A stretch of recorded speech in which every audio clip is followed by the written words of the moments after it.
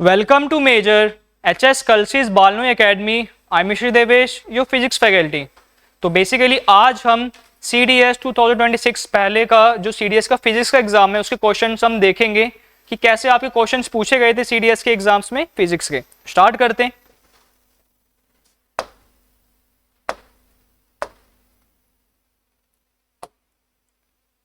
CDS 2026 written exam physics PYQ physics का जो previous year का क्वेश्चन है जो अभी हाल ही में आपकी 12 तारीख को हुआ था, तो उसके हम देखते हैं CDS में फिजिक्स के कितने क्वेश्चंस पूछे गए थे, किस टाइप के थे, उनकी वैरायटीज क्या थी। ठीक है, जैसे फर्स्ट क्वेश्चन है फिजिक्स का, which one of the following statements qualitatively explains the second law of motion. देखो पहली बात तो आपका सेकंड लॉ ऑफ मोशन जो है वो बेसिकली आप कौन से न्यूटन लॉज ऑफ मोशन के आपके बिहाफ पे आता है। सेकंड लॉ ऑफ मोशन क्या बोलता है आपका, force is directly proportional to P2 minus P1 upon में टाइम। यहां पर आपका P2 और P1 जो है मोमेंटम है आपका, P1 is initial momentum and P2 is final momentum. तो आपका basically second law of motion जो है वो क्या बताता है आपका, force is directly proportional to rate of change of momentum. ये हमने पढ़ा है। अब अपने ऑप्शन चेक करते हैं एक बार। The rate of change of, देखो यहां पर क्या लिखा हुआ है, एंगुलर मोमेंटम। यहां पर हम एंगुलर मोमेंटम की बात नहीं करते हैं बेसिकली हम, ठीक है। यहां पर हम क्या नॉर्मली आप कह सकते हो मोमेंटम की बात करते हैं, हम एंगुलर मोमेंटम की बात नहीं करते नॉर्मली, ठीक है। एंगुलर मोमेंटम थोड़ा डिफरेंट हो जाता है आपका, तो ये आपका इनकरेक्ट हो जाएगा। The rate of change of displacement से तो डिस्प्लेसमेंट की बात कर दी, ये भी गलत हो जाएगा। Rate of change of acceleration, acceleration की बात नहीं होती इसमें। हाँ, अगर आप इसको आगे फॉर्मूले को डिराइव करते जाओगे तो आपका लास्ट में बनेगा आपका F इक्वल टू के एम में, के आपका 1 होकर के हट जाते तो F की वैल्यू आती है आपकी मास इंटू एक्सेलरेशन। तो बहुत से बच्चे कंफ्यूज होकर के एक्सेलरेशन वाला लगा दोगे, लेकिन ये वाला फॉर्मूला नहीं है आपका। सेकंड लॉ ऑफ मोशन क्या बोलता है, force is directly proportional to rate of change of momentum. Force जो होता है वो आपके rate of change of momentum के डायरेक्टली प्रोपोर्शनल होता है। डिफरेंस मतलब P2 माइनस P1 होगा आपका, ठीक है। तो आपका तीनों ऑप्शन तो आपके इनकरेक्ट हो गए। तो लास्ट ऑप्शन क्या बचा, the rate of change of momentum of a body is equal to the applied force. जो फोर्स अप्लाई हुआ है उसके rate of change of momentum के इज इक्वल टू है, मतलब इक्वल है आपका, ठीक है। अगर मैं आपको उसको बताऊं थोड़ा सा, वैसे उसको ऑप्शन डी है आपका, लेकिन इसमें आप देखोगे सेकंड लॉ ऑफ मोशन क्या बोलता है आपका, F is equal to P2 minus P1 upon में टाइम। अब देखो P क्या होता है आपका, मास इनटू में वेलोसिटी। P2 क्या होगा आपका, मास तो सेम रहेगा लेकिन वेलोसिटी चेंज हो सकती है। P2 क्या होगा आपका, V का मतलब होता है यहाँ पे फाइनल वेलोसिटी, और P1 का मतलब क्या आपका, मास तो वही रहेगा लेकिन वेलोसिटी क्या रहेगी, इनिशियल वेलोसिटी। इसको मैं यहाँ अगर पुट कर दूंगा, P2 क्या था आपका mv और P1 क्या था आपका mu अपॉन में टाइम। इन दोनों से अगर मैं आपका मास कॉमन ले लूंगा तो क्या आंसर आएगा आपका, v माइनस यू अपॉन में टाइम। वेलोसिटी का जो रेट चेंज होता है, चेंज ऑफ वेलोसिटी अपॉन में time, v minus you upon में टाइम किसके इक्वल होता है आपका, v माइनस यू अपॉन में टाइम किसके इक्वल होता है आपके एक्सेलरेशन के इक्वल। तो मैं यहां पर क्या करूंगा, इस वाले जगह पे क्या लिख दूंगा, मैं एक्सेलरेशन लिख दूंगा, मास इनटू एक्सेलरेशन। आपको मालूम है प्रोपोर्शनलिटी के साइन हटाते तो क्या लगाते हैं, इज इक्वल टू, तो आपको यहाँ पे कांस्टेंट साइन लगता है, इसकी वैल्यू क्या होती है आपकी 1, तो F की वैल्यू एट लास्ट के बनती है आपकी मास इनटू एक्सेलरेशन। ये होता है आपका second law of motion. Second law of motion क्या बोलता है आपका, rate of change of momentum is equal to applied force. Rate of, देखो रेट का मतलब होता है किसी भी चीज को अगर मैं टाइम से डिवाइड कर दूंगा तो उसका रेट निकल जाएगा। तो rate of change of momentum जो होता है किसके इक्वल होता है आपके, अप्लाइड फोर्स के इक्वल, ठीक है। तो इसमें आपका जो ऑप्शन होगा आपका ऑप्शन डी।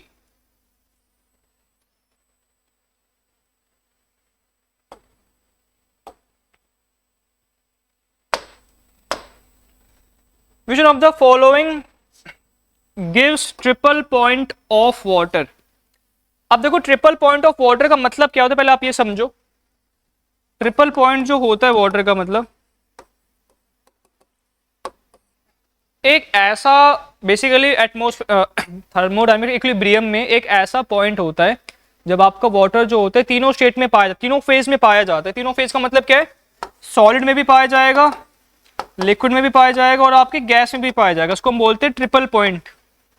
एक ऐसा फेज होता है थर्मोडायनेमिक इक्विलिब्रियम में जिसमें आपका वाटर जो होता है, basically triple point of water का मतलब होता है ऐसा प्रेशर होना चाहिए, ऐसा आपका टेम्परेचर होना चाहिए जिसमें आपका तीनों फेज पाया जाता है आपके थर्मोडायनेमिकली इक्विलिब्रियम के अंदर। उसको हम क्या बोलते हैं, उसका ट्रिपल पॉइंट, जिसके लिए आपका टेम्परेचर जो है ये, ठीक है, 273.16 केल्विन के आसपास होना चाहिए और प्रेशर जो होना चाहिए वो 6.11 × 10⁻³ पास्कल होना चाहिए आपका, ठीक है। तो ये आपका एक मेजर्ड वैल्यू, आपका डायरेक्ट क्वेश्चन है, एक्सपेरिमेंटेड वैल्यू है आपका, मतलब डायरेक्ट क्वेश्चन आप कह सकते हो। इसमें कुछ घुमाफिरा के क्वेश्चन नहीं था, बस आपको ट्रिपल पॉइंट का मतलब होना चाहिए कि किसी भी थर्मो डायनेमिक इक्विलिब्रियम में एक ऐसा पॉइंट होता है जिसमें तीनों फेज में पाए जाते हैं, ये तीनों फेज में, सॉलिड में, लिक्विड में और गैस में, तीनों फेज में पाए जाते हैं। उस पॉइंट को हम बोलते हैं ट्रिपल पॉइंट ऑफ वाटर, ठीक है। और उसके लिए आपका टेम्परेचर 0.01 डिग्री सेल्सियस के आसपास होना चाहिए, विच इज 273.16 केल्विन। और आपका जो प्रेशर होना चाहिए, कितना होना चाहिए आपका, 6.1 × 10⁻³ पास्कल। तो आपका सही ऑप्शन क्या है, आपका ऑप्शन बी। ये एक आपकी मेजर्ड वैल्यू, एक आपकी एक कह सकते हो प्रैक्टिकल वैल्यू है, ठीक है।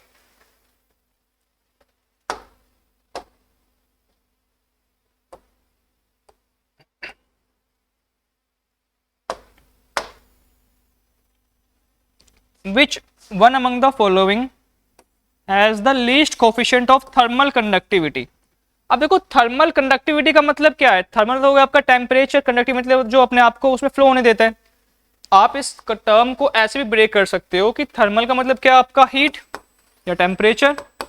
कंडक्टिविटी का मतलब होता है कि फ्लो होने देना, फ्लो। और लीस्ट का मतलब क्या है, लीस्ट का मतलब होता है मिनिमम कह लो, सबसे कम कह लो।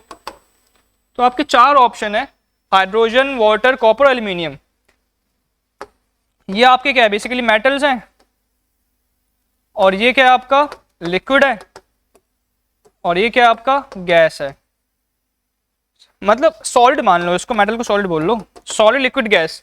आपको मालूम है कंडक्टिविटी जो होती है आपके सॉलिड में बहुत अच्छी खासी होती है, लिक्विड में थोड़ी कम होती है। गैस में जो हीट की कंडक्टिविटी होती है वो बहुत ही ज्यादा कम होती है। क्यों? क्योंकि गैस के पार्टिकल्स होते हैं ना, बहुत दूर दूर होते हैं। गैस के पार्टिकल्स बहुत ही ज्यादा दूर होते हैं, रैंडमली किसी भी डायरेक्शन में मूव कर रहे होते हैं, जिसकी वजह से आप कह सकते हो कि गैस के अंदर जो थर्मल कंडक्टिविटी होती है वो बहुत ही ज्यादा कम होती है, क्योंकि गैस के पार्टिकल्स बहुत ही ज्यादा दूर होते हैं आपके। आपका H2O है, लिक्विड है, उसके पार्टिकल्स हल्के फुल्के दूर होंगे, सॉलिड के पार्टिकल्स बहुत ही ज्यादा पास होंगे। इसकी वजह से वो अच्छा खासा गुड कंडक्टर होता है आपके हीट का। वो भी क्या, आपका मेटल है, मेटल तो अच्छा खासा कंडक्टर होता है आपके हीट का। मैं क्या बोलना चाह रहा हूँ, इसमें आपका पूछा क्या गया, least coefficient of thermal conductivity. आपके थर्मल कंडक्टिविटी का जो लीस्ट कोफिशिएंट होता है वो क्या होता है आपका, बेसिकली गैस। गैस उसमें से कौन है आपका, आपका हाइड्रोजन। सही ऑप्शन क्या होगा इसमें, आपका ऑप्शन ए, ठीक है।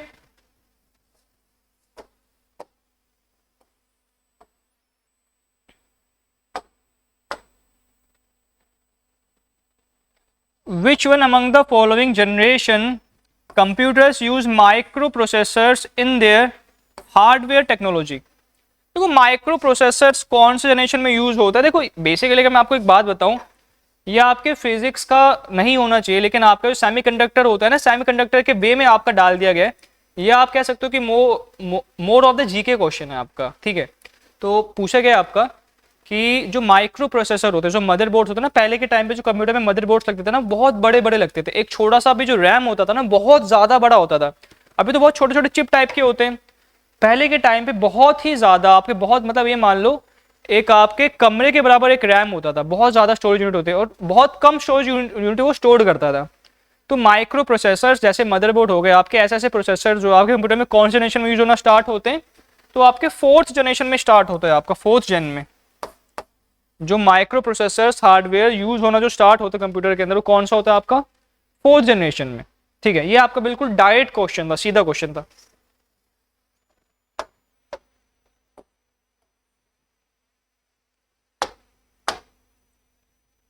An X-ray beam can be deflected by, देखो एक्सरे की बात कर रहा है वो, एक्सरे किस में डिफ्लेक्ट हो सकता है, किस में आपका ऊपर नीचे मूव कर सकता है, क्या इलेक्ट्रिक फील्ड में, क्या मैग्नेटिक फील्ड में, क्या दोनों में, या फिर किसी में भी नहीं।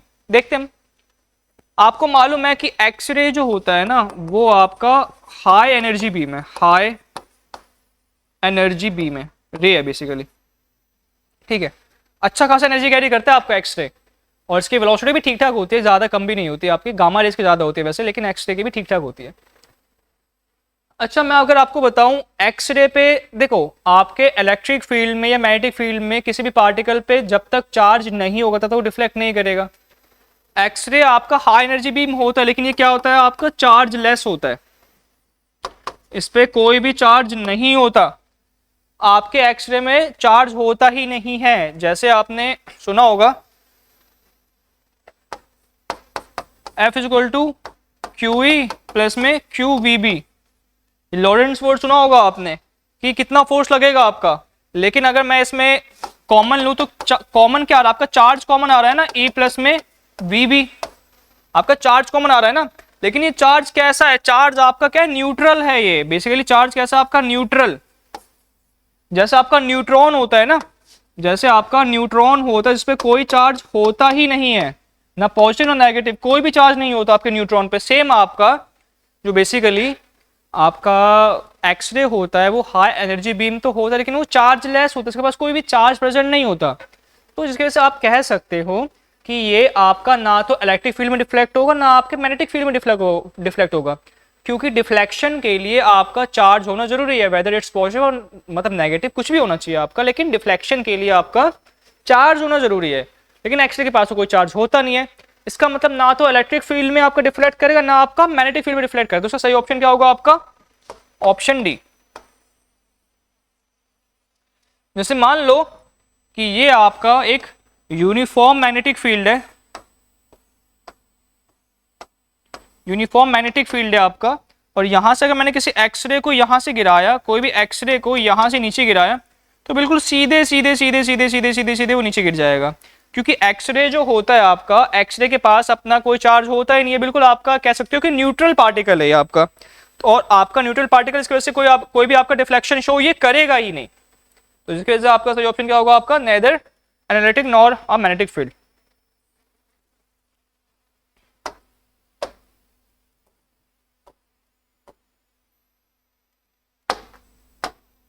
नेक्स्ट क्वेश्चन है न्यूमेरिकल है आपका छोटा सा ये, an object is placed at a distance of 15 centimetre, ये क्या आपका यू है 15 centimetre, in front of a concave mirror. Condition क्या दे रखी है हमें, कॉनकेव मिरर वाली कंडीशन दे रखी है, which has radius of curvature, क्या है आपका 20 सेंटीमीटर दे रखा है radius of curvature R, which among the following statements is correct for the image formed. आपको इमेज फॉर्म्ड का आपको क्या बताना, कंडीशन बताना है, लेकिन आपको उसके लिए पहले v की वैल्यू तो मालूम होनी चाहिए, तभी तो आप उसका नेचर बता पाओगे। इसके लिए आप पहले क्या कर लो, इसके लिए हम न्यूमेरिकल करते हैं सॉल्व। आप ना ये लिख लो, u क्या है आपका, u ऑलवेज नेगेटिव होता है 15 सेंटीमीटर, रेडियस ऑफ कर्वेचर दे रखा था आपका 20 सेंटीमीटर, रेडियस ऑफ कर्वेचर आपका दे रखा 20 सेंटीमीटर, ठीक है, हाँ ठीक है।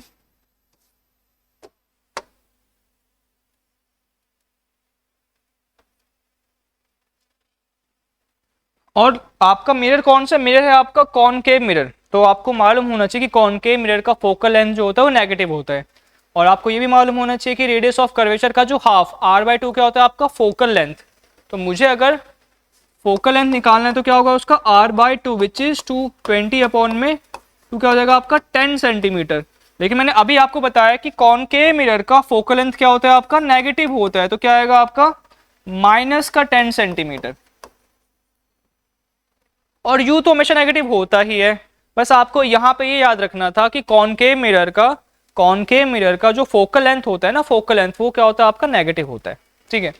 आप फॉर्मूला लगा दो 1/b plus 1/u is equal to 1/f, mirror form लगा दिया हमने। तो हमें v मालूम करना है, तो v और u और f को साथ में लिख लो, 1/f माइनस 1/u, इनकी वैल्यूज पुट कर दो, हमने तो वैल्यू पता कर लिया, f भी है हमारे पास और u भी हमारे पास।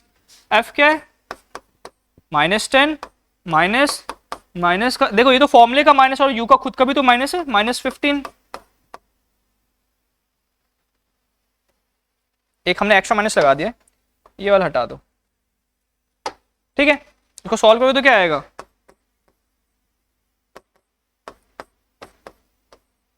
माइनस माइनस क्या हो जाएगा आपका प्लस, एलसीएम लोगे तो क्या आएगा, ये 15 है आपका, 15 एलसीएम आएगा आपका 30। 10 के टेबल में कितनी बार में आ रहा है, 3 बार में, तो यहाँ पे क्या हो जाएगा -3, और यहाँ पे कितनी बार में आ रहा है, 2 बार में, तो +2, तो आ जाएगा आपका -1/30। तो v की वैल्यू क्या है आपकी, -1/30। जैसे प्रोकल करूंगा तो क्या आ जाएगा आपका, v आ गया आपका -30 सेंटीमीटर, v आ गया आपका -30 सेंटीमीटर। आपको मालूम है कि अगर इमेज आपका नेगेटिव आया है मिरर के फॉर्मूले में, अगर इमेज आपका नेगेटिव आया मतलब same side of the object, जैसे मान लो कि आपका कॉनकेव मिरर था और आपका ऑब्जेक्ट था 10 सेंटीमीटर, सॉरी 15 था यहाँ पर, और ये कितना है आपका -30 सेंटीमीटर, ये 15 माइनस का, जहां पर आपका ऑब्जेक्ट था ए बी और इमेज भी कहाँ बना है आपका, वहीं बना है A dash B dash, same side बना है, तो दोनों माइनस के होंगे ना आपके, तो सेम साइड बने, सेम साइड इमेज बने, इसका मतलब इमेज क्या होगा आपका, रियल होगा, इन्वर्टेड होगा और सेम साइड होगा, ठीक है। और क्या आपका ये 15 सेंटीमीटर और बी क्या आपका 10, तो थोड़ा सा मैग्नीफाई होगा, तो इमेज का जो प्रॉपर्टी है क्या होगा आपका, सेम साइड, रियल होगा, इन्वर्टेड होगा और थोड़ा सा कह सकते हो आप मैग्नीफाई होगा। उसमें आप क्या लिख सकते हो बेसिकली ऑप्शन में,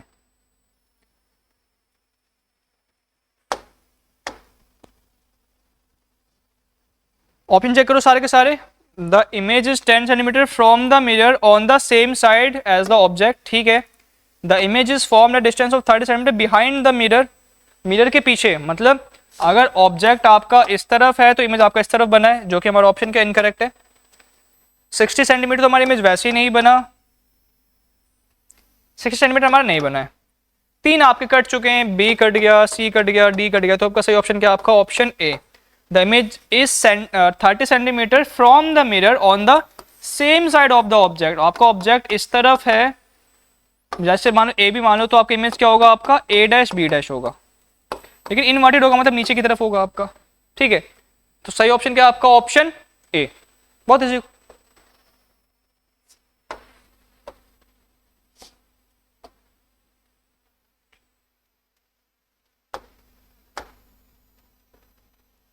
Which one among the following statements regarding the electrical resistivity of a conducting wire is correct? तो इसमें आप एक चीज देखो, आपको बताना रेजिस्टिविटी, रेजिस्टिविटी क्या होता है आपका, पहले तुम रेजिस्टेंस का फॉर्मूला देख लो, R इज इक्वल टू क्या होता है, रो एल बाय ए, रो होता है यहाँ पे रेजिस्टिविटी, अगर मैं रो के टर्म्स में लिखूं तो क्या हो जाएगा, R इंटू में ए और एल क्या हो जाएगा डिवाइड, लेंथ मतलब, रेजिस्टिविटी आ गया।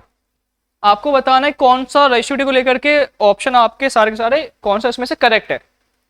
पहला the resistivity of the conductor increases if the length of the wire increases. पहली बात तो देखो, लेंथ जो है ना आपका रेसिप्रोकल हो रखा है यहाँ पे, अगर लेंथ बढ़ेगा तो आपका रेजिस्टिविटी क्या होगा, घटेगा, ठीक है। तो पहला स्टेटमेंट तो आप कैसे इनकरेक्ट हो जाता है, लेकिन यहाँ पे एक थोड़ा सा चेंज क्या है कि रेजिस्टिविटी जो होती है ना एक आपकी इंस्ट्रिंसिक प्रॉपर्टी है।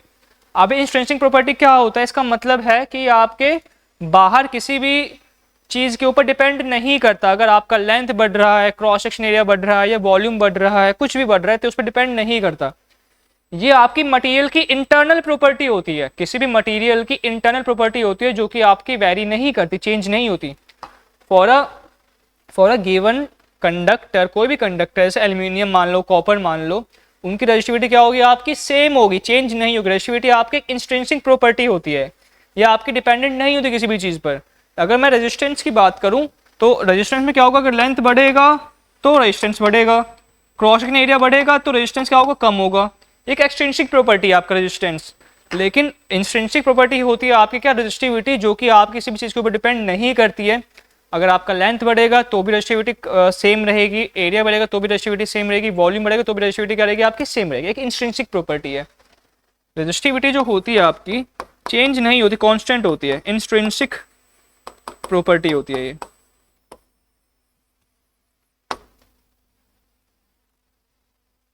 डिक्रीजेस भी नहीं होगा आपका, remain same if the length of the wire change, ये सही हो सकता है। लेकिन फोर्थ भी देखते हैं, resistivity of the conductor increases if the crossing area is decrease.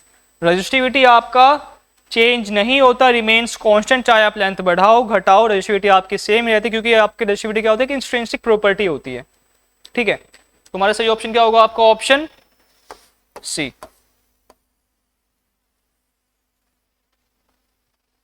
ठीक है,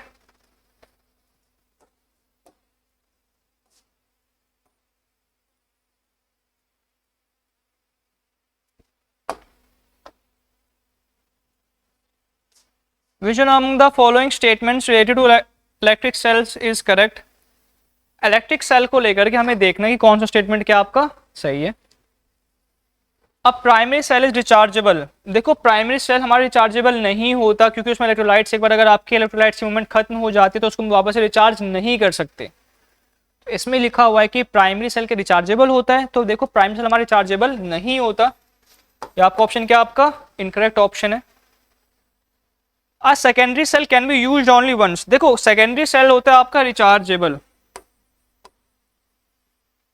ऑब्वियसली अगर आपका रिचार्जेबल है तो एक से ज्यादा टाइम यूज हम कर सकते हैं ना, एक से ज्यादा टाइम यूज कर सकते हैं, लेकिन इसमें क्या लिखा हुआ है ओनली यूज्ड वंस, तो ये भी क्या आपका ऑप्शन इनकरेक्ट है। The EMF of battery is the power provided by battery per unit current.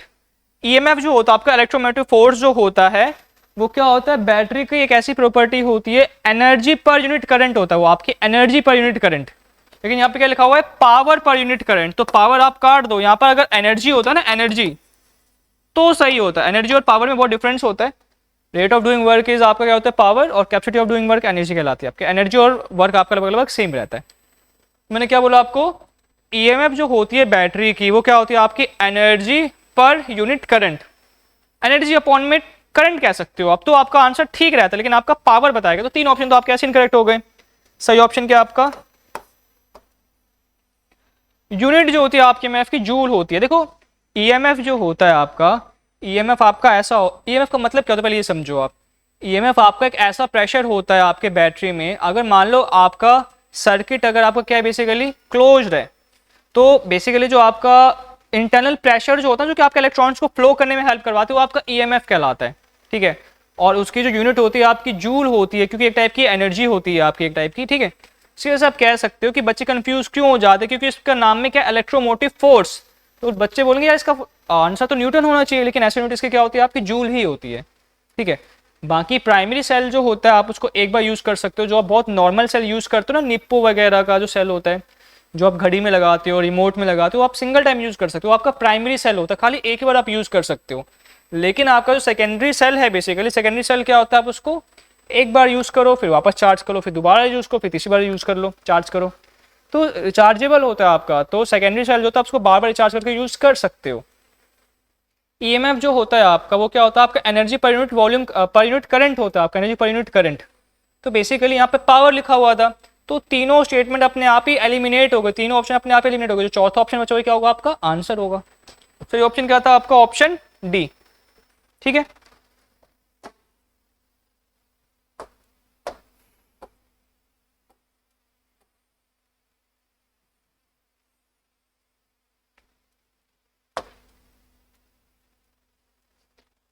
लिखा an object is launched horizontally from a height of 45 metre above the ground with a speed of 10 meter per second. The time at which the object will hit the ground is taking g. ये थोड़ा सा confusing question है। अब मैं आपको बताता हूँ, देखो जनरली बच्चे इसमें गलती क्या करेंगे, जनरली जो बच्चे गलती करेंगे क्या करेंगे, आप फॉर्मूला लगाओगे s is equal to U T plus में हाफ ए टी स्क्वायर, और आपको देखने में बड़ा मजा आएगा कि भाई यहाँ पर ना दे रखा है स्पीड जो इनिशियल दे रखी है वो 10 मीटर पर सेकंड है। एस के जब आप हाइट ले लो तो यहाँ पर आप पुट करोगे 40, मैं गलती बता रहा हूँ, मैं इसको सॉल्व नहीं कर रहा, यू के लगा दिया आपने 10, यहाँ पे लग गया आपका t, यहाँ पे लग गया आपका हाफ, एक्सप्रेशन आपका दे ही रखा है 10 और t का स्क्वायर, यहीं पे आपने गलती, ये ऐसे क्वेश्चन ये होगा ही नहीं। क्यों नहीं होगा, पहले मेरी बात सुनो, इसमें क्वेश्चन में बोला क्या गया है, ये आपके ग्राउंड से 45 मीटर ऊपर है, यहाँ पर कोई क्या है आपका बेसिकली एक ऑब्जेक्ट लॉन्च कर रहा है, कैसे आपका हॉरिजॉन्टली, ऐसे हॉरिजॉन्टली लॉन्च कर रहा है, इसकी स्पीड क्या आपके 10 मीटर पर सेकेंड, 10 मीटर पर सेकेंड। और बेसिकली हमसे क्या पूछेगा कि किस टाइम पर ऑब्जेक्ट आपके ग्राउंड को हिट करेगा, ग्राउंड को आपके हिट करेगा। तो बेसिकली उसके लिए जो हमें स्पीड चाहिए, वो स्पीड कौन सी चाहिए, हमें स्पीड चाहिए, हमें वर्टिकल स्पीड चाहिए, वी वाई का मतलब वर्टिकल स्पीड। और लेकिन हमें दे रखा है वी एक्स दे रखा है, हमें हॉरिजॉन्टल स्पीड दे रखी है, हमें क्या दे रखी है, हॉरिजॉन्टल स्पीड दे रखी है 10 मीटर पर सेकंड, क्या हमारा हॉरिजॉन्टल स्पीड। भाई जमीन पर टकराने के लिए आपको कौन सी स्पीड की जरूरत है, वर्टिकल स्पीड की जरूरत है, वर्टिकल स्पीड की, नॉट ना कि आपकी हॉरिजॉन्टल। ठीक है, यहीं पे बच्चों ने गलती करी है। फॉर्मूला तो आपका यही लगेगा S is equal to U T plus half A T square, बस यहाँ पे कॉन्सेप्ट थोड़ा सा अलग हो जाएगा कि यहाँ पर u की वैल्यू होगी 0, क्योंकि अगर मैं पहले से 45 मीटर ये ऊंचा है जो ऑब्जेक्ट फेंक रहे हैं, तो बेसिकली जब ऑब्जेक्ट आपके ऊपर से नीचे गिरना स्टार्ट होगा तो बेसिकली वो कौन सी स्पीड के थ्रू जाएगा, वो आपके कौन सी स्पीड के थ्रू जाएगा, वो आपके वर्टिकल स्पीड के थ्रू जाएगा ना, वर्टिकल स्पीड के थ्रू। और जो कि अगर मैं फॉर्मूले में देखूं इनिशियली तो हमारा वर्टिकल स्पीड क्या था, 0 था, है ही नहीं इनिशियली, तो वहां पे हम 0 पुट करेंगे। अगर मैं अब इस फॉर्मूले को दोबारा से सही से करवाऊं आपको, अगर फॉर्मूला तो आपका यही लगेगा, बस थोड़ा सा डिफरेंस क्या आ जाएगा। फॉर्मूला क्या होता है आपका, s is equal to U T plus में half A T square. h की जगह पर, डिस्टेंस की जगह पर हम हाइट ही लेंगे, क्योंकि ये बेसिकली हाइट कवर कर रहा है, तो यहाँ पर हम लिखेंगे h। u की जगह पे हम क्या लिखेंगे, भाई हमें जरूरत है आपके वर्टिकल वेलोसिटी की, वर्टिकल नॉट हॉरिजॉन्टल, हमें वर्टिकल वेलोसिटी, तो इसको हमने नाम दे दिया वी वाई, वाई मतलब वाई एक्सिस पे जा रहा है, टाइम हाफ एक्स की जगह पर हम क्या रख देंगे, जी टी स्क्वायर। अच्छा हाइट कितनी आपकी 45 मीटर, पुट कर दो सबकी वैल्यू। वी वाई क्या है, इनिशियली जो था वी वाई क्या था आपका 0, वर्टिकल वेलोसिटी तो कुछ थी ही नहीं आपकी, तो यहां पर आप क्या पुट करोगे 0 इंटू में टाइम, तो सब 0 हो जाएगा, प्लस हाफ जी क्या था आपका 10 टी स्क्वायर, मतलब टी स्क्वायर मान लो, क्या बन जाएगा आपका 45 इंटू में 45 is equal to half into में 10 इंटू में टी स्क्वायर, हाफ मल्टीप्लाई हो जाएगा 10 से जाके डिवाइड हो जाएगा, 45 इंटू में 2 और divided by 10 is equal to T square. क्या हो गया आपका 90 अपॉन में 10 से 0 कट गया, क्या आ गया आपका टी स्क्वायर। तो टी स्क्वायर जो है आपका, टी स्क्वायर वो किसके इक्वल आ जाएगा, आपके 9 के इक्वल। तो टी पे आप अंडर रूट लगाओगे 9 के ऊपर, तो टी की वैल्यू आ गई आपकी 3 सेकेंड, टाइम की वैल्यू क्या आ गई आपकी 3 सेकेंड। आप देख सकते हो कौन सा आंसर मैच कर रहा है आपका इसमें, ऑप्शन सी। गलती खाली यही है कि इस क्वेश्चन को समझने के लिए आपने थोड़ा सा अलग दिमाग चलाया है, ठीक है। और उसमें अगर आप देखोगे कि इसमें अगर मैं हाइट की बात कर रहा हूं, तो हाइट में ना बेसिकली क्या चाहिए मुझे, हाइट में मुझे वर्टिकल स्पीड चाहिए, लेकिन इनिशियल में वर्टिकल की स्पीड क्या थी आपकी 0 थी, जब उसने फेंकना स्टार्ट किया था, हॉरिजॉन्टल स्पीड थी ना, वर्टिकल स्पीड तो थी ही नहीं, तो वर्टिकल स्पीड आपकी 0 थी, जिसकी वजह से हम यहाँ जो मेनली आपके ग्राउंड तक पहुंच पे जो इंपैक्ट डालेगा ना, वो कौन सा वेलोसिटी इंपैक्ट डालेगा आपका, बेसिकली आपका वो वर्टिकल वेलोसिटी आपका इंपैक्ट डालेगा, नॉट हॉरिजॉन्टल, ठीक है। तो आपका सही ऑप्शन क्या होगा इसमें, आपका 3 सेकेंड, ठीक है।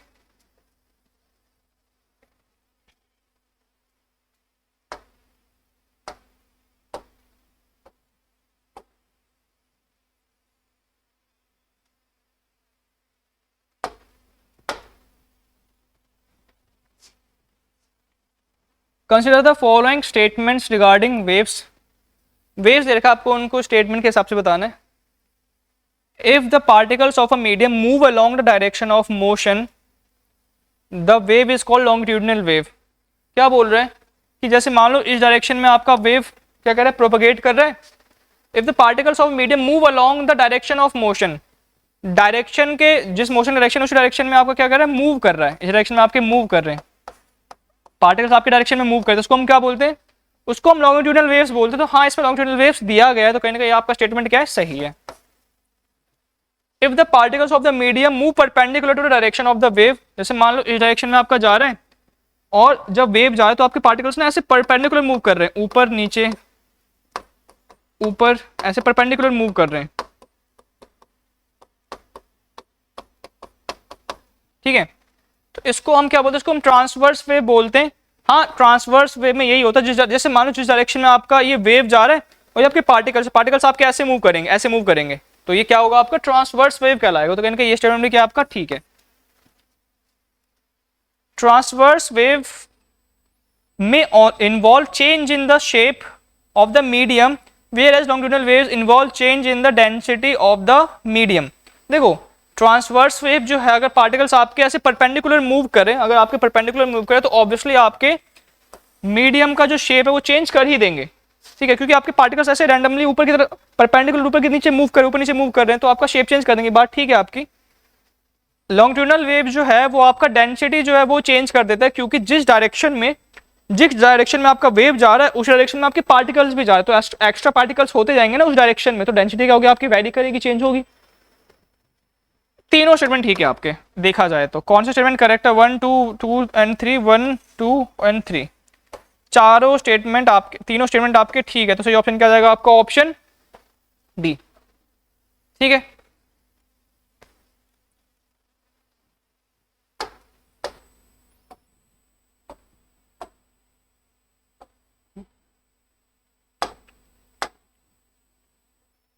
तो देखो बेसिकली जो सीडीएस में क्वेश्चन आए थे आपके, टोटल नंबर ऑफ क्वेश्चंस कितने थे आपके, 10 क्वेश्चंस आए थे, जिसमें कि आपके एवरेज 2 न्यूमेरिकल्स थे। न्यूमेरिकल्स के वे में अगर आप देखोगे तो 2 न्यूमेरिकल थे एवरेज,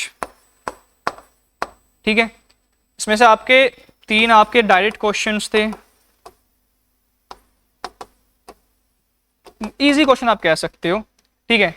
बाकी कुछ आपका स्टेटमेंट बेस्ड भी था, एक आपका स्टेटमेंट बेस्ड क्वेश्चन भी था।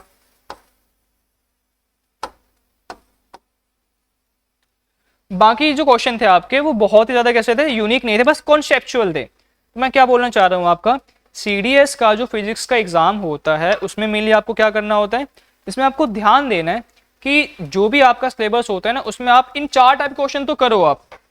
न्यूमेरिकल देखो, न्यूमेरिकल मत छोड़ो, सीडीएस में जो भी न्यूमेरिकल आया था, न्यूमेरिकल ये आपका कुछ खराब न्यूमेरिकल नहीं था, ईजी आप नहीं कह सकते। बच्चों ने इस न्यूमेरिकल को ईजी ले लेकर के ही गलत कर दिया, जो हॉरिजॉन्टल वेलोसिटी वाला था। कॉन्सेप्ट उनको मालूम था, लेकिन एक जगह उन्होंने मात कहाँ पे खाई, बस वो हाइट को लेकर के, और कुछ नहीं। फॉर्मूला आपको मालूम S equal to U T plus half A T square, लेकिन आपको पुट कैसे करना है मेनली डिपेंड उसके ऊपर करता है। तो आपने करा सही, आपने फॉर्मूला सही याद करा, आपने पुट सही करा, लेकिन आपने कॉन्सेप्ट गलत लगाया, तो आपको कॉन्सेप्ट समझ में आना चाहिए। न्यूमेरिकल करने के लिए आपका हल्का फुल्का मैथ्स ठीक होना चाहिए और आपका कॉन्सेप्ट ज्यादा अच्छा होना चाहिए। अगर आपने फिजिक्स में न्यूमेरिकल पढ़ा और पढ़ करके अगर आप समझ गए कि भाई आपसे क्या क्वेश्चन पूछा जा रहा है, तो आपका आधा क्वेश्चन फिजिक्स में वैसे सॉल्व हो जाएगा, न्यूमेरिकल आपका वैसे सॉल्व हो जाएगा। न्यूमेरिकल अच्छा खासा आया था इसमें, 2 न्यूमेरिकल अच्छे खासे आए थे, एक आपके ऑप्टिक्स के ऊपर और एक आपके मोशन के ऊपर। मोशन के ऊपर आपके जनरली क्वेश्चंस आते ही हैं न्यूमेरिकल्स के ऊपर, ठीक है। ऑप्टिक्स पे भी आते हैं, जो कि आया भी था, अच्छा क्वेश्चन था वो भी। बाकी अगर मैं बात करूं, जैसे आपका माइक्रो प्रोसेसर था, ये बिल्कुल डायरेक्ट क्वेश्चन था, बिल्कुल प्रैक्टिकल क्वेश्चन था, जो वैल्यू होती है वो चेंज नहीं होती आपकी, जो 4 जनरेशन था वो। और एक आपका जो ट्रिपल पॉइंट था वो भी बिल्कुल डायरेक्ट एंड थ्रो क्वेश्चन था आपका, जो आपका प्रैक्टिकल वैल्यू होते उसके ऊपर क्वेश्चन पूछा गया था। तो सीडीएस में फिजिक्स में जनरली आपके सीधे सीधे क्वेश्चन भी पूछे जाते हैं, ठीक है, डायरेक्ट क्वेश्चन भी पूछे जाते हैं। तो खाली आप कॉन्सेप्चुअली ही मत पढ़ना, आप डायरेक्ट क्वेश्चन भी देखना कि कौन कौन से जिस चीज के आने के आसार होते हैं, ठीक है, वो भी आप देखना। कॉन्सेप्चुअल वाले तो आपके होते ही हैं, ठीक है, कॉन्सेप्ट जो आपका क्लियर करे, जो कि आपके न्यूमेरिकल्स भी थे। और आपका स्टेटमेंट बेस्ड, देखो सबसे ज्यादा गलतियां स्टेटमेंट बेस्ड में होती है आपके, कहीं ना कहीं आपको लगता है कि यार ये स्टेटमेंट भी ठीक हो सकता है, ये स्टेटमेंट भी ठीक हो सकता है, ये भी ठीक हो सकता है। अब आप एक भी गलत कर जाओगे तो आपको पूरा क्वेश्चन क्या हो जाएगा, गलत हो जाएगा। स्टेटमेंट बेस्ड में ना आपके बहुत ज्यादा चीजें हो सकती हैं। स्टेटमेंट बेस्ड में होता है क्या है, मतलब एक चीज के बारे में नहीं पूछेगा आपको, 3-4 चीज के बारे में पूछेगा, 3-4 चीज के बारे में, जिसकी वजह से आप कह सकते हो कहीं ना कहीं आपको प्रॉब्लम आ सकती है। आपको एक स्टेटमेंट ठीक है मालूम है, पता है ठीक है, लेकिन दूसरे में गलती आ सकती है, तीसरे में गलती आ सकती है। तो ऐसे दिक्कतें आपको आ सकती है स्टेटमेंट बेस्ड क्वेश्चन में, ठीक है। तो आप इतना ध्यान रखना, खाली स्टेटमेंट बेस्ड वाले क्वेश्चन में ज्यादा से ज्यादा आप पढ़ो और आपका ठीक हो जाएगा। तो ऐसे आप कर सकते हो। सीडीएस का जो फिजिक्स का पेपर था, तो मैं तो बोलूंगा कि मीडियम से भी थोड़ा इजी ही आया है, मीडियम भी नहीं बोलूंगा मैं उसको, इजी क्वेश्चन पेपर आया था आपका सीडीएस में फिजिक्स का, जो कि आप आराम से स्कोर करने लायक था। कोई भी बच्चा अगर थोड़ा सा भी पढ़ के जाएगा तो उसके 10 के 10 क्वेश्चन सही बिल्कुल भी आराम से हो सकते थे, ठीक है। तो आज की क्लास हम यही खत्म करते हैं। आज की क्लास में हमने CDS फिजिक्स 2026 का पहला जो PYQ था, प्रीवियस क्वेश्चन था, वो हमने सॉल्व करा। इसमें आपके 10 क्वेश्चंस आए थे। तो होप आपको सारे के सारे क्वेश्चन जो मैंने करवाए आपको समझ में आए होंगे। मिलते हैं अपनी नेक्स्ट क्लासेस में। जय हिंद।